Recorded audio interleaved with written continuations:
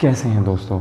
उम्मीद करता हूँ आप लोग बहुत अच्छे होंगे। और चूँकि आपको पता है श्रीलंका सीरीज़ मेरी ख़त्म हो चुकी है, श्रीलंका से मैं आए हुए मुझे बहुत टाइम भी हो गया है।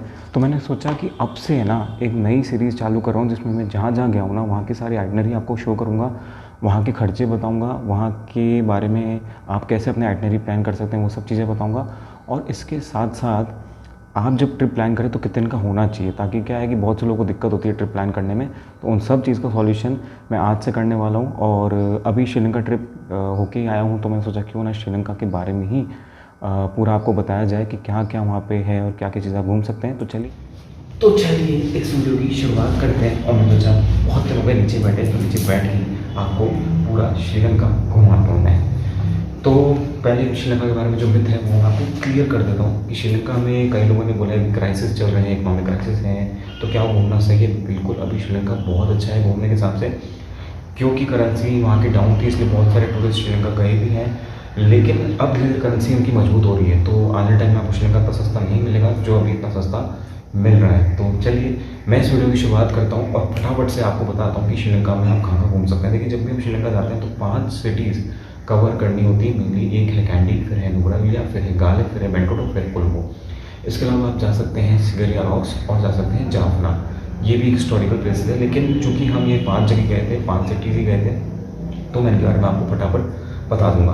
तो चलिए इस वीडियो की शुरुआत करते हैं। सबसे पहले आप उतरेंगे कोलंबो। कोलंबो जाने के लिए आप जा सकते हैं दिल्ली से या फिर चेन्नई से, या जहाँ से भी आपको जाना हो, जहाँ भी आपकी नियरेस्ट जो भी अप्रोचेबल फ्लाइट है यहाँ से आपको कोलंबो की मिल जाए, वहाँ से आप कोलंबो की फ्लाइट ले लीजिए।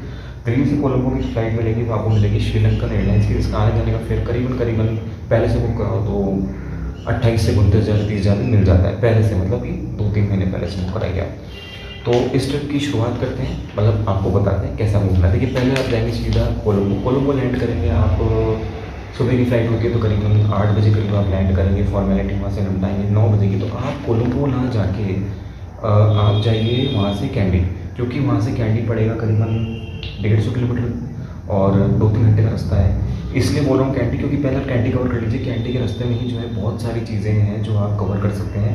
तो कौन कौन सी चीज़ें हैं मैं बताता हूँ। पहले आप जाएंगे करने वाला एलिफेंट ऑर्फेंज। ये एक तरीके से एलिफेंट ऑर्फेंज साइट उन्होंने बना रखी है, जहाँ पे आप जाके एलिफेंट के साथ खेल सकते हैं, उनको नहला सकते हैं, उनको देख सकते हैं कि किस तरीके से एलिफेंट की लाइफ है। एलिफेंट की पूरी कहते हैं ना एक तरीके से वो है, वो संभाल के रख रखा है। तो आप वहाँ जा सकते हैं। और एलिफेंट ऑर्फेंज की जो प्राइस है वो है $10 पर पर्सन। देखिए, घटती बढ़ती रहती है, कारण ये है कि कुछ तो डॉलर की प्राइस के हिसाब से और कुछ वहाँ पे लोकल वो प्राइस चेंज करते रहते हैं। क्योंकि हम वहाँ पे गए नहीं थे, तो मेरे पास जो प्राइस लिखी हुई है उस टाइम की मैं आपको बता रहा हूँ।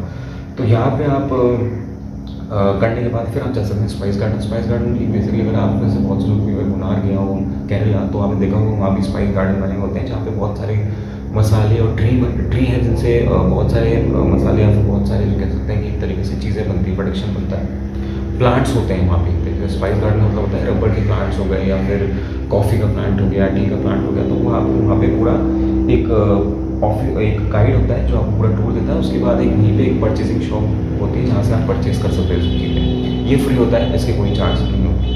तो ये सब चीज़ें आप करेंगे जब आपको 2 बज जाएगी और 2 ही आपका चेक इन टाइम होता है दोपहर का, तो आप अपने होटल में जाके चेक इन कर लीजिए। जो भी अच्छा आपको लगे, कैंडी में बहुत सारी प्रॉपर्टियाँ हैं तो आप वहाँ पे चेक इन कर लीजिए। उसके बाद आप वहाँ पे कैंडी घूम लीजिए अगर आपको कैंडी घूमना है। ये तो हो गया आपका पहले दिन का हिसाब किताब। दूसरे दिन आप जाएंगे वहाँ से कैंडी घूमेंगे, नाश्ता वास्ता करके आप सुबह अर्ली मॉर्निंग निकलेंगे और वहाँ से आप जाएंगे टेम्पल ऑफ ट्रूथ में। देखिए, टेम्पल ऑफ ट्रूथ बहुत बढ़िया मंदिर है, यहाँ पे तो जाना ही जाना है, यहाँ पे आप मत सोचेगा। और मेरे हिसाब से टेम्पल ऑफ ट्रूथ तो आप अर्ली मॉर्निंग ही जाएगा, मतलब कि शुरुआत के डे 2 में पहले इसको कर लीजिएगा, क्योंकि वहाँ जो म्यूज़ियम है ना वो बहुत अच्छा है और बहुत बड़ा है।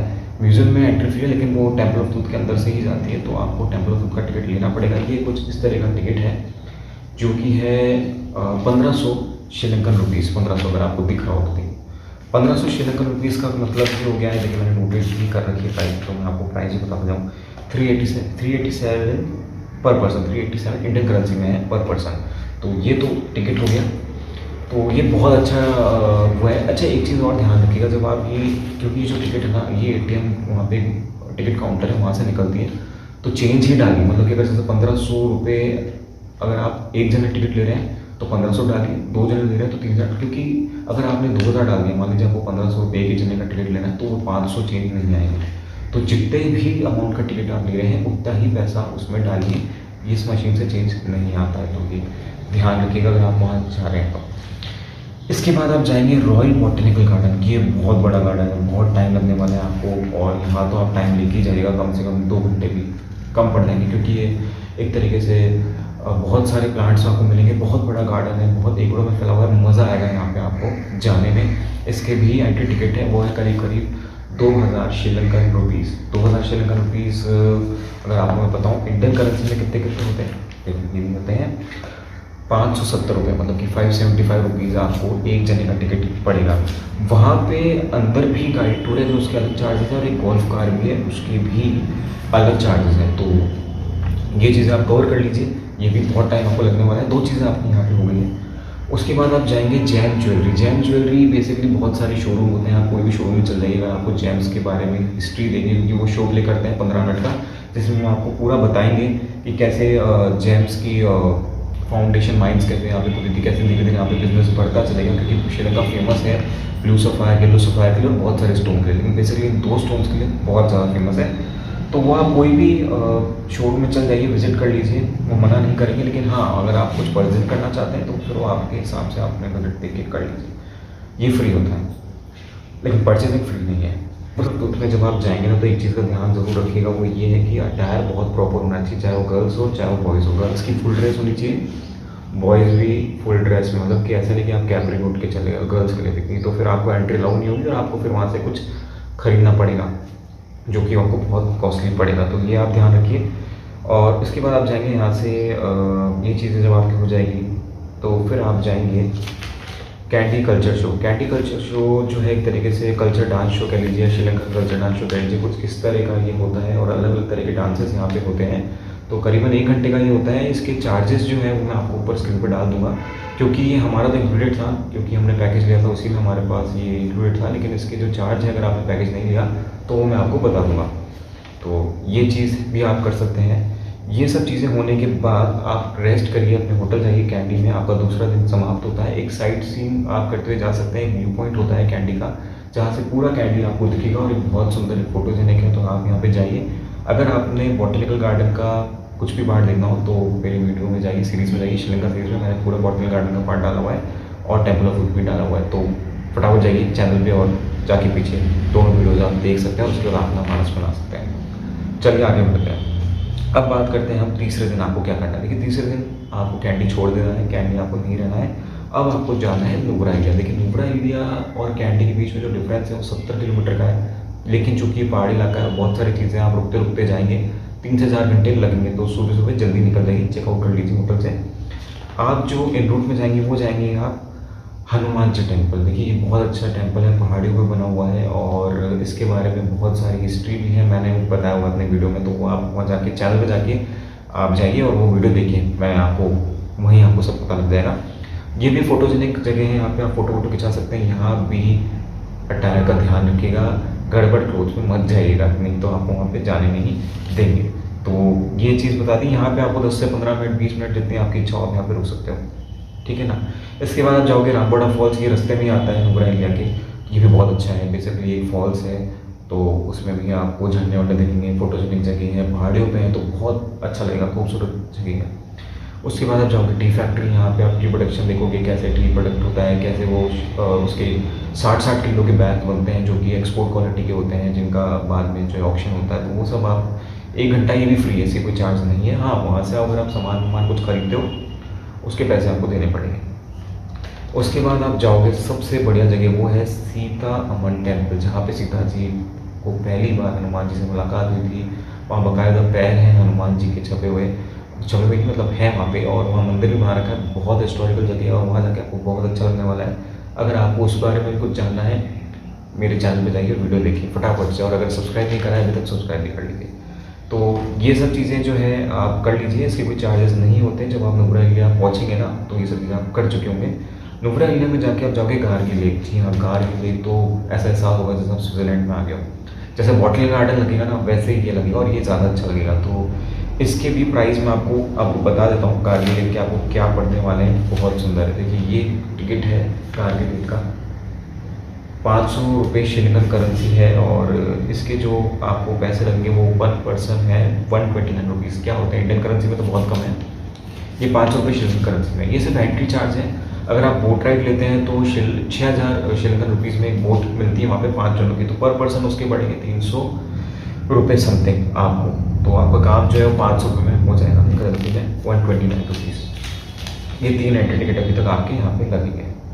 तो ये सब आप कर लीजिए, फिर आप मार्केट घूम लीजिए नुब्रा एरिया का। नुब्रा एरिया एक तरीके से हिल स्टेशन है, थोड़ी सी ठंड यहाँ पे आपको मिल सकती है रात के टाइम, इसलिए थोड़े से विंटर क्लोथ्स रख लीजिए, मतलब ज़्यादा नहीं, पतली सी जैकेट रख लीजिए। मार्केट घूम लीजिए, कपड़ों का मार्केट अच्छा है, काफ़ी कपड़े आपको मिल जाएंगे, रीजनेबल रेट में मिल जाएंगे और बहुत दुकानें हैं जूतों वूटों की। तो करीबन 1-1.5 घंटा आराम से आपका, इससे ज़्यादा नहीं है, 1-1.5 घंटे में आपका कवर हो जाएगा। तो ये सब चीज़ें आप पढ़ लीजिए, होटल में स्टे कर लीजिए अपना, आपका नुब्रा एरिया का जो कार्यक्रम है वही समाप्त हो जाएगा। चौथे दिन आप जो है नुब्रा एरिया से निकलेंगे और आप जाएंगे गाले। तो गाले की तरफ जब आप निकलेंगे ना तो आएगा 9 आर्क ब्रिज, ये देखने लायक ब्रिज है और यहाँ पे आप 2 तरीके से जा सकते हैं, काफ़ी नीचे जाना पड़ता है। या तो आप जाइए बाय रोड या फिर आप जाइए मेरी तरह जंगलों के रास्ते होते हुए। बहुत मज़ा आएगा, मतलब कि ये एक एडवेंचरस है, हाइकिंग करते हुए जाइए आप। तो अगर मेरे वाले रास्ते में जाना है, कैसे जाना है, तो आप जाइए वीडियो में वो भी देख सकते हैं। नीचे अगर आप पैदल उतरेंगे तो कम से कम आधा घंटा लगता है, बहुत जंगल वाला रास्ता है। तो कपड़े उस हिसाब से ही रखिए, शूज़ स्पोर्ट्स शू पहनिए और कपड़े उस हिसाब से पहनिए, कंफर्टेबल रहें, क्योंकि काफ़ी उतराई है। तो ये है, अगर आप उतर सकते हैं। और अगर चढ़ाई वापस जब उसी रास्ते से वापस आएंगे तो 30 से 40 मिनट आपको लगेंगे, तो करीबन 1.5-2 घंटे का ये पूरा रहेगा। इसके बाद आप पहुँचेंगे गाले। गाले में आपको कुछ भी नहीं करना, क्योंकि आप थक जाएंगे। आसपास अगर आप घूम सके तो घूमेंगे, तो अपने होटल में स्टे करिए। 5वें दिन आप गाले से निकलेंगे बैंटोटा के लिए, लेकिन बैंटोटा से के लिए जब आप निकलेंगे तो रास्ते में बहुत सारी चीज़ें जो आप कर लेंगे। गाले सिटी आप घूम लेंगे और एक होता है गाले फोर्ट। गाले फोर्ट एरिया में ही गाले मरीटाइम म्यूजियम, वहाँ पे आप जाएंगे। बेसिकली जो ये फोर्ट है वो गाले के बारे में बताता है, गाले की हिस्ट्री के बारे में बताता है। श्रीलंका का मेन पोर्ट हुआ करता था उस समय जब पोर्चुगीज़ यहाँ पे आए थे, किस तरह से ट्रेडिंग हुआ करती थी, तो वो आप देखेंगे। इसका भी एंट्री टिकट है, जो वो एंट्री टिकट है वो ये है $5, 1570 श्रीलंकन करेंसी है। और इसका जो प्राइस मैं आपको इंडियन करेंसी में बताऊँ वो करीब करीब पड़ेगा ₹405। तो ये थोड़ा सा महंगा है, लेकिन ठीक है, ये देखने लायक है, तो आप ये ज़रूर देखिए। करीबन 20 से 25 मिनट या 1 घंटा, जितना भी आपको यहाँ पर टाइम गुजारना है आप वहाँ पे गुजार सकते हैं। गाले सिटी आप घूम लेंगे।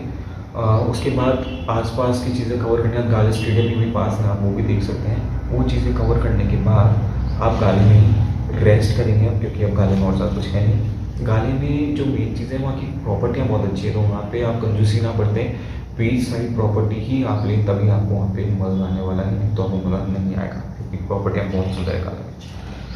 उसके बाद अगले दिन 6ठे दिन गाले से निकलेंगे और जाएंगे बैंटोटा के लिए। जब आप बैंटोटा के लिए निकलेंगे तो आप होटल पहुंचने से पहले, होटल पहुंचने के बाद भी आप 2-3 चीज़ें कर सकते हैं। आप सबसे पहले जाएंगे टर्टल गार्गी में, टर्टल कंजर्वेशन साइट बोल दीजिए, वहाँ बहुत सारी, कोई भी आप एक जगह जा सकते हैं।